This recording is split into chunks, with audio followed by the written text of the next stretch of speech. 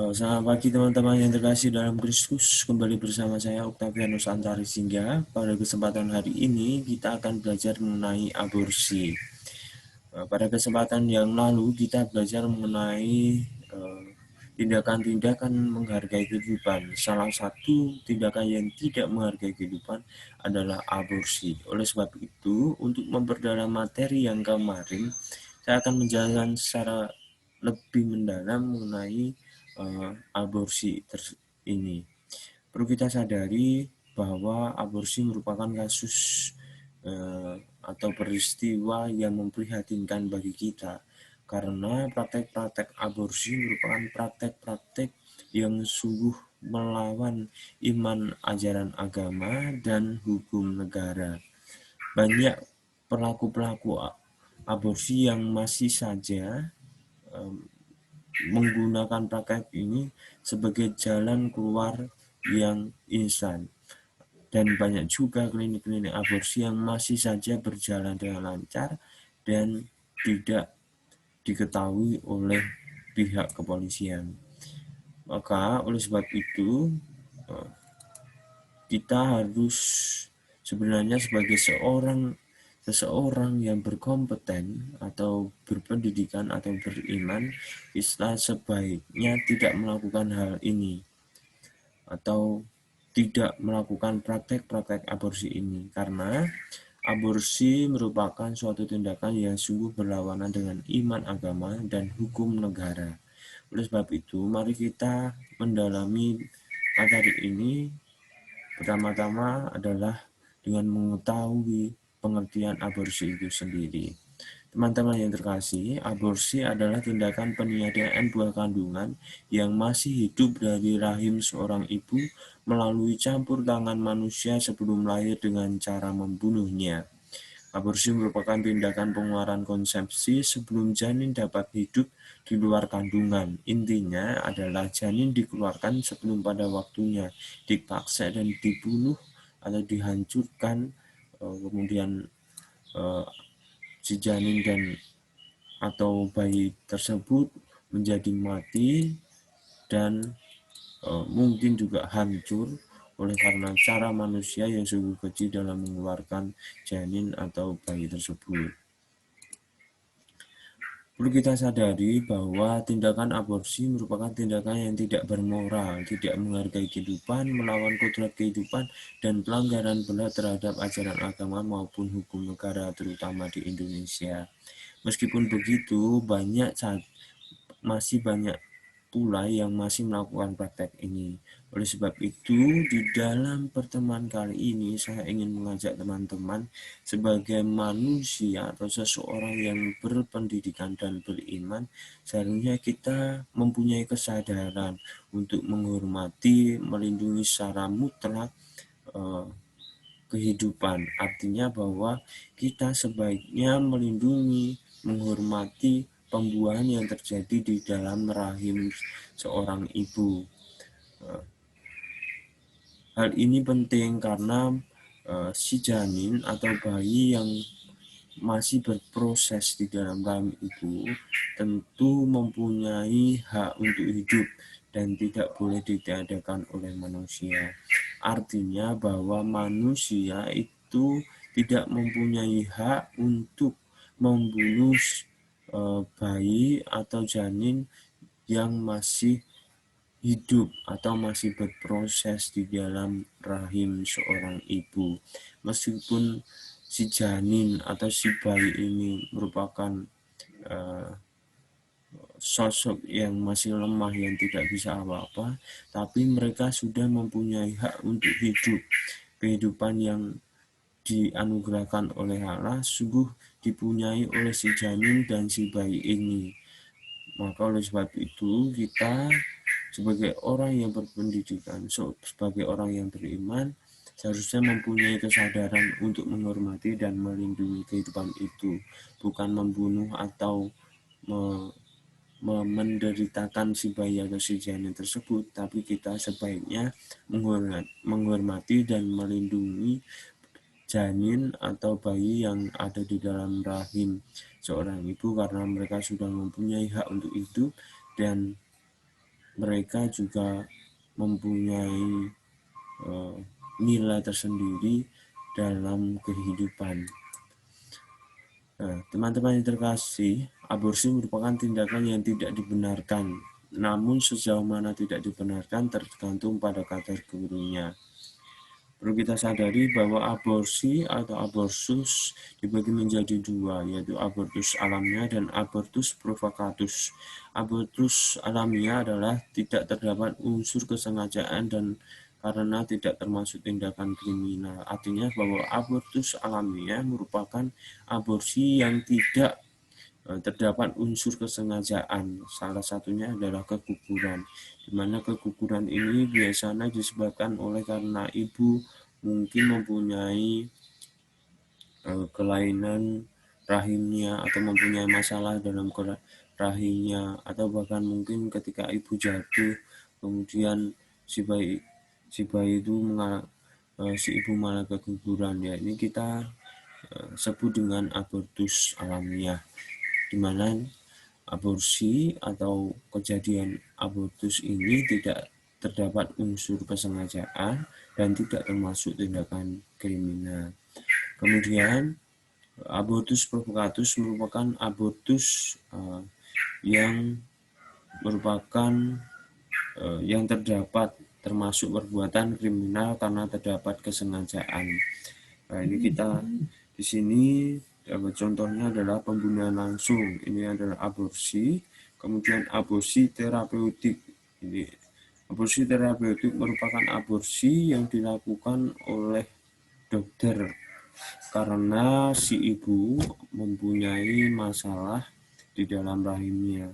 Oleh sebab itu, mau tidak mau untuk menyelamatkan jiwa si ibu, maka si bayi tersebut harus dikeluarkan supaya seorang ibu yang mengandung si bayi tersebut dapat terselamatkan nyawanya.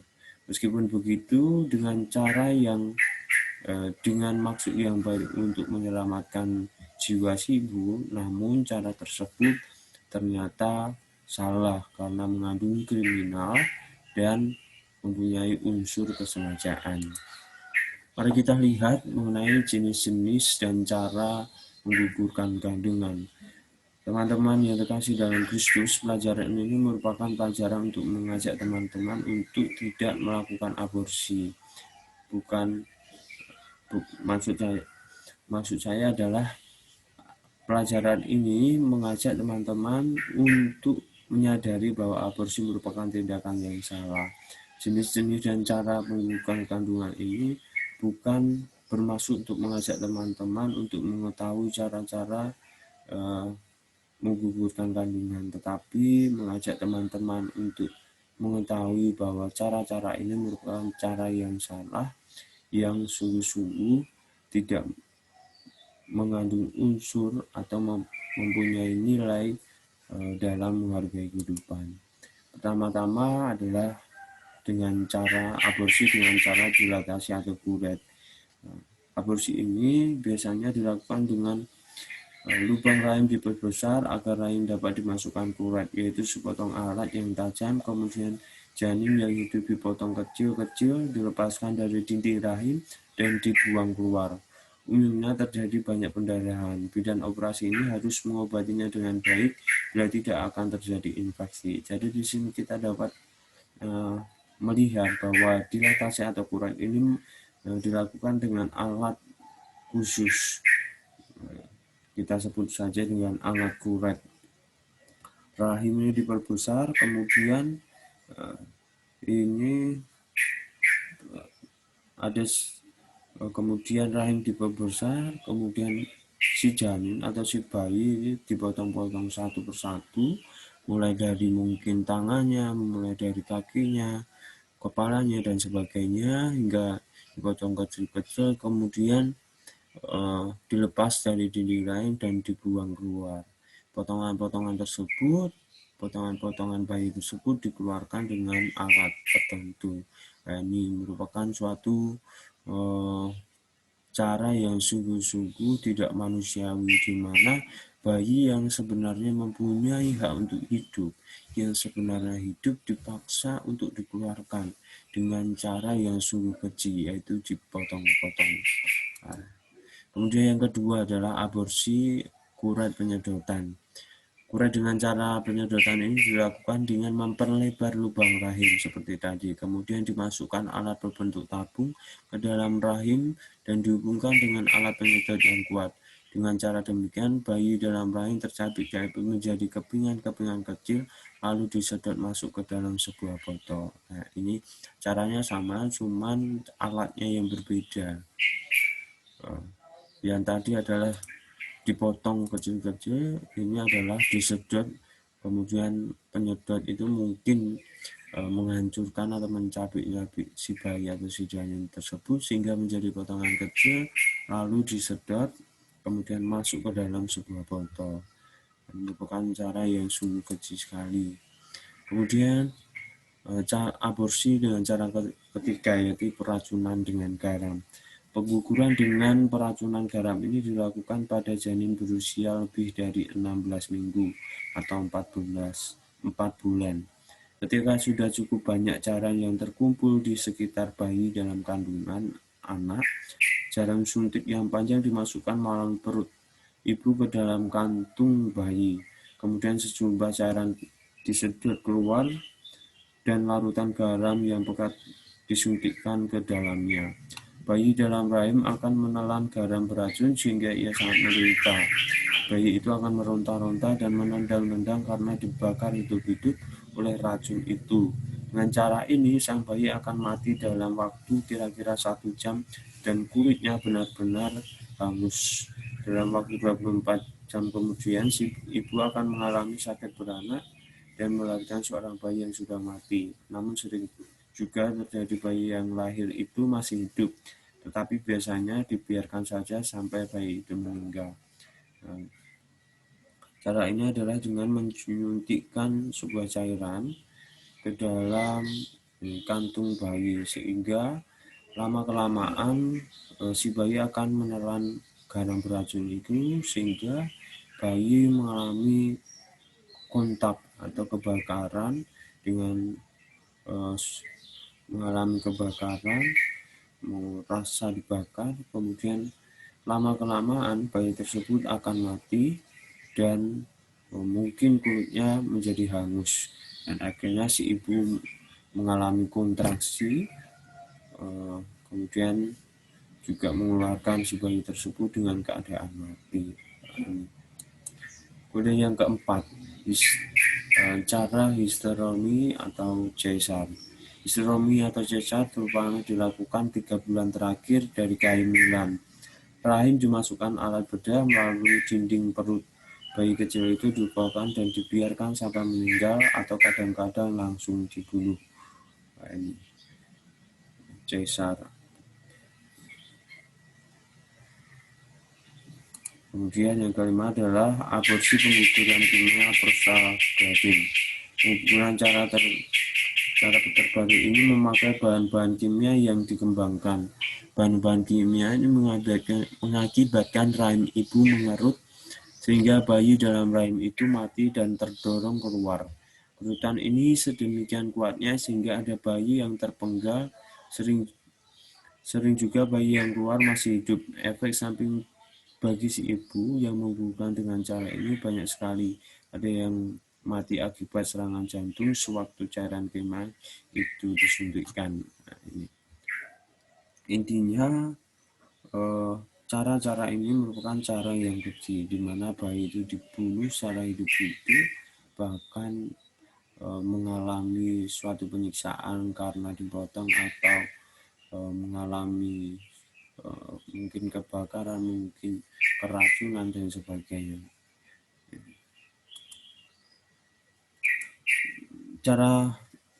Lima cara ini merupakan 5 cara yang keji yang sungguh-sungguh memprihatinkan dan tidak manusiawi. Kita sadari 5 cara ini merupakan suatu tindakan yang tidak perlu kita contoh, karena tindakan aborsi, cara aborsi merupakan cara yang sungguh-sungguh mengandung unsur kriminal atau unsur kesengajaan yang tidak manusiawi, tidak menghormati kehidupan, nilai kehidupan. Biasanya orang-orang yang melakukan aborsi ini mempunyai alasan tertentu. Mereka yang pertama adalah karena malu, eh, malu karena buah kandungan atau si bayi adalah hasil dari hubungan di keluarga. Kemudian yang kedua adalah tekanan batin akibat dari perkosaan. Kemudian yang ketiga adalah tekanan ekonomi karena tidak sanggup membiayai hidup. Ketiga alasan ini sebenarnya merupakan alasan yang sungguh-sungguh praktis di dalam kehidupan. Mereka karena malu, karena tekanan batin, karena ekonomi, rela menggugurkan si bayi supaya ya pertama-tama tidak mendapatkan malu, kemudian tidak mengalami tekanan batin, dan nantinya tidak mengalami tekanan ekonomi. Bagi teman-teman yang terkasih, maka oleh sebab itu kita juga patut untuk memahami resiko-resiko pengguguran kandungan. Barang siapa yang melakukan pengguguran kandungan akan mengalami resiko-resiko seperti hal, hal seperti ini. Yang pertama adalah keguguran di masa mendatang, hamil di saluran telur, kelahiran bayi yang terlalu dini, tidak dapat hamil lagi atau mandul. Kemudian yang kedua adalah dapat mengalami gangguan-gangguan emosional yang sungguh berat. Kemudian yang ketiga adalah merasa bersalah seumur hidupnya karena senantiasa mendapat teguran dari hati nuraninya sendiri. Jadi, biasanya orang-orang atau pelaku-pelaku, terutama seorang ibu yang menggugurkan kandungannya, akan mengalami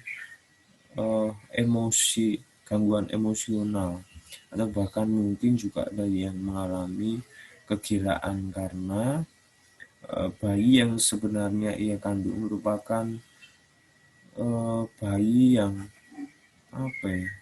sungguh-sungguh menjadi suatu yang ditunggu-tunggu, tapi biasanya karena ekonomi, mungkin karena juga satu hal yang lain tidak disetujui oleh orang tua atau bagaimana, akhirnya si ibu tersebut rela untuk menggugurkan bayi tersebut dan akhirnya mengalami suatu penyesalan dan berujung pada gangguan kejiwaan atau gangguan emosional yang sungguh berat.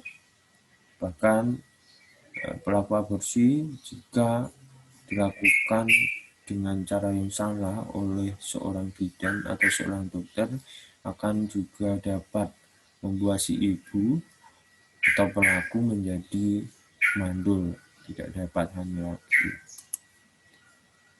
Nah, teman-teman yang terkasih, tindakan-tindakan aborsi tersebut merupakan tindakan yang salah yang tidak perlu kita contoh. Oleh sebab itu, maka sebaiknya kita juga melihat ajaran-ajaran kitab suci mengenai ajaran-ajaran kitab suci atau ajaran gereja mengenai aborsi ini. Ajaran kitab suci kita dapat melihat pada kitab Yeremia bab 1 ayat 4-5 yang mengatakan bahwa Allah berkata kepada Yeremia, "Sebelum aku membentuk engkau dalam rahim ibumu, aku telah mengenal engkau, dan sebelum engkau keluar dari kandungan, aku telah menguduskan engkau. Aku telah menetapkan engkau menjadi nabi bagi bangsa-bangsa." Artinya di sini bahwa Allah sungguh-sungguh membentuk dan menguduskan manusia sejak dalam kandungan. Oleh sebab itu, karena Allah ini sungguh membentuk dan menguduskan manusia sejak dalam kandungan, maka sejatinya seorang bayi atau seorang janin yang masih ada di dalam rahim seorang ibu mempunyai hak untuk hidup. Dan ini merupakan anugerah Allah yang sungguh-sungguh luar biasa. Oleh sebab itu, sebagai manusia yang beriman, kita hendaknya menghormati dan melindungi apa yang telah diberikan oleh Tuhan tersebut, atau bayi yang sudah mempunyai hak hidup tersebut. Baiknya kita menjaganya, melindunginya sampai ia akan dilahirkan secara hidup-hidup dan akhirnya mendapatkan kehidupan yang layak, yang sungguh jauh dari praktek-praktek aborsi. Gereja Katolik juga mengajarkan di dalam Injil Lukas bab 1 ayat 31 sampai 33. Nah, di situ dikatakan bahwa malaikat Gabriel juga memberitahu Maria, sesungguhnya engkau akan mengandung dan melahirkan seorang anak laki-laki, dan hendaklah engkau menamai dia Yesus. Ia akan menjadi besar dan akan disebut anak Allah yang Maha Tinggi, dan kerajaannya tidak berkesudahan. Artinya di sini bahwa anak adalah anugerah dari Allah yang memiliki kemuliaan dan sungguh berharga. Seperti Yesus yang sungguh-sungguh dilakukan oleh Maria. Yesus merupakan rancangan Allah. Dia mempunyai hembusan napas yang diperoleh dari Roh Kudus, dan akhirnya dengan apa yang diusahakan oleh Maria, Yesus kemudian dia lahirkan dan besar dan menjadi besar sebagai anak Allah. Kemudian dia juga yang menebus dosa-dosa kita dan juga menjadi putra Allah yang Maha Tinggi yang menuntun manusia untuk menuju pada kebenaran hidup. Di sini kita dapat mengerti bahwa sesungguhnya anak adalah anugerah Allah seperti Yesus yang memiliki kemuliaan dan sungguh berharga. Kita harus menjaga itu dan menghormati kehidupan itu meskipun masih dikandung oleh seorang ibu. Dari beberapa kutipan kitab suci di atas, kita lihat bahwa Allah tidak menunggu sampai bayi itu sampai bergerak atau sudah betul-betul siap untuk lahir. Baru Allah mengenal dan mengasihinya sebagai seorang manusia.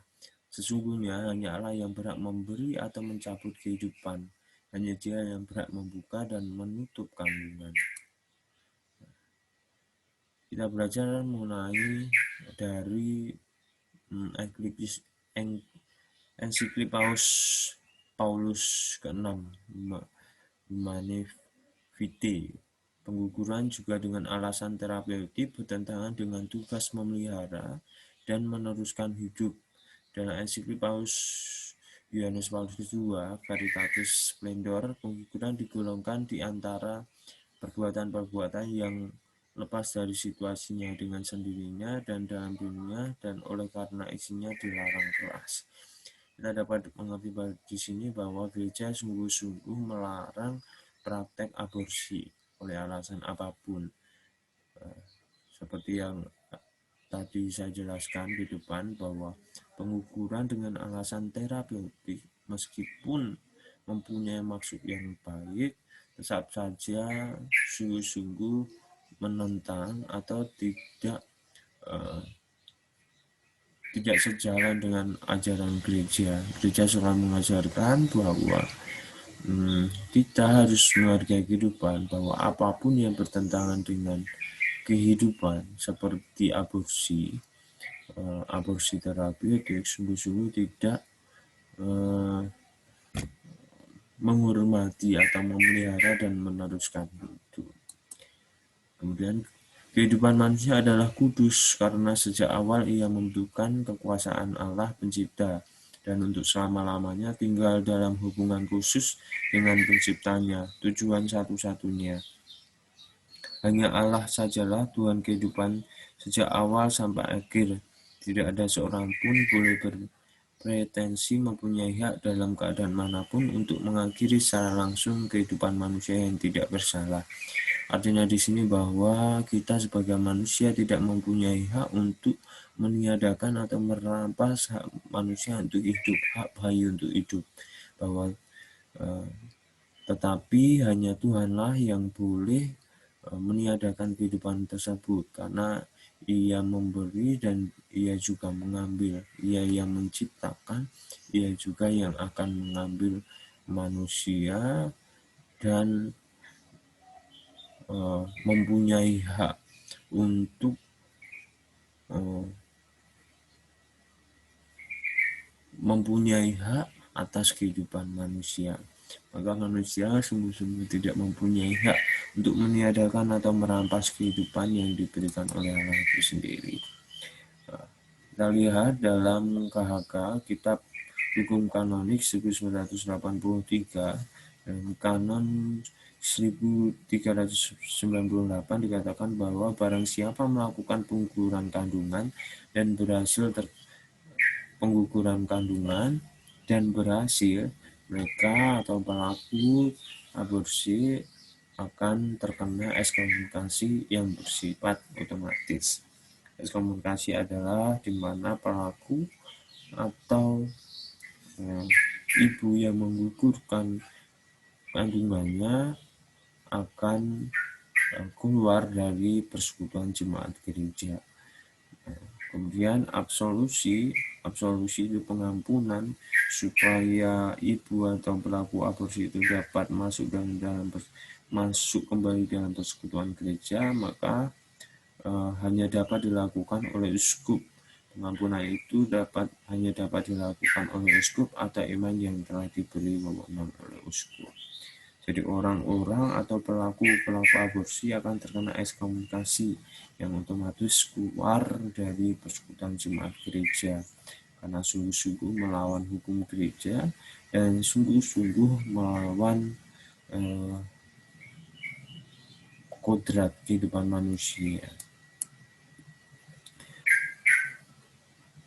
Oleh sebab itu, maka di sini saya juga memperingatkan kepada teman-teman, harapan kepada anak-anak muda zaman now untuk tidak melakukan hubungan intim sebelum resmi menikah.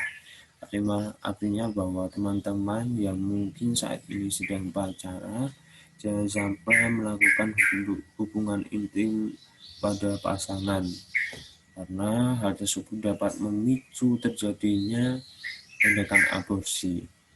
Maka saya sungguh berpesan kepada teman-teman supaya tidak melakukan hubungan intim sebelum resmi menikah. Kemudian yang kedua adalah saya berharap supaya teman-teman dapat menahan nafsu dan sebaiknya membangun relasi yang sehat dengan lawan jenis atau pacar. Teman-teman yang mungkin pacaran, mempunyai pacar dan mempunyai hubungan relasi pacaran, sebaiknya dapat membangun relasi itu dengan sehat dan menggunakan atau sungguh-sungguh membangun prinsip pacaran yang baik, yang tidak berlawanan dengan hukum gereja atau hukum iman atau hukum negara. Karena kalau melanggar hal tersebut akan juga memicu kehamilan di luar nikah, dan jika tidak dikehendaki kehamilan tersebut, maka juga memicu terjadinya tindakan-tindakan atau praktek-praktek aborsi yang sungguh-sungguh berlainan dengan kehendak Allah, yang sungguh-sungguh juga melanggar ajaran iman gereja atau ajaran iman agama, dan juga melanggar hukum negara. Baik teman-teman, demikian hal yang bisa saya sampaikan, yang bisa saya jelaskan. Semoga dengan materi aborsi ini teman-teman semakin memahami bahwa aborsi merupakan tindakan yang tidak menghargai kehidupan, yang tidak perlu kita contoh. Dan saya berharap semoga pesan harapan yang terakhir ini tidak melakukan hubungan intim sebelum resmi menikah dan membangun relasi yang baik dengan lawan jenis, sungguh-sungguh teman-teman dapat lakukan dan dapat dibangun supaya nantinya teman-teman tidak terpicu atau terperangkap dalam tindakan aborsi ini. Demikian dari saya. Jika ada pertanyaan dan sesuatu yang kurang jelas, bisa ditanyakan di kolom komentar yang tersedia. Sekian dari saya, terima kasih.